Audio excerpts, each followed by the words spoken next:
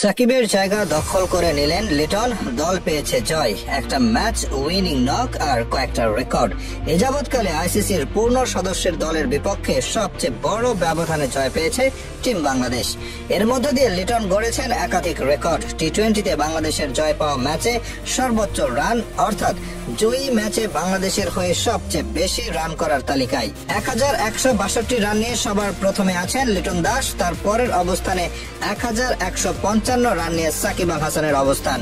825 run করে number 3 পজিশনে মাহমুদুল্লাহ রিয়াদ, আর 803 run Tamim Iqbal আছেন নাম্বার 4-এ। অ্যাওয়ে টি-20তে বাংলাদেশের হয়ে সর্বোচ্চ রান, অর্থাৎ দেশের বাইরে টি-20 সিরিজে দেশের পক্ষে সর্বোচ্চ রানও লিটনের দখলে। 752 রান নিয়ে মাহমুদুল্লাহ রিয়াদকে টপকে এই সংখ্যা নিজের করে নেন বাংলাদেশ ক্যাপ্টেন। এরপরে রয়েছে সাইলেন্ট কিলার। 751 রান নিয়ে তালিকার দ্বিতীয় অবস্থানে আছেন তিনি।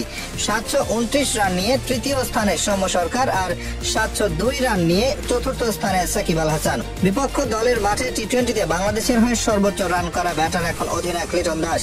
টি-20তে বাংলাদেশ জয় পেয়েছে, এমন ম্যাচে সর্বোচ্চ 50 করা ব্যাটারের তালিকায়ও সবার উপরে লিটন যেন ধরা ছোঁয়ার বাইরে।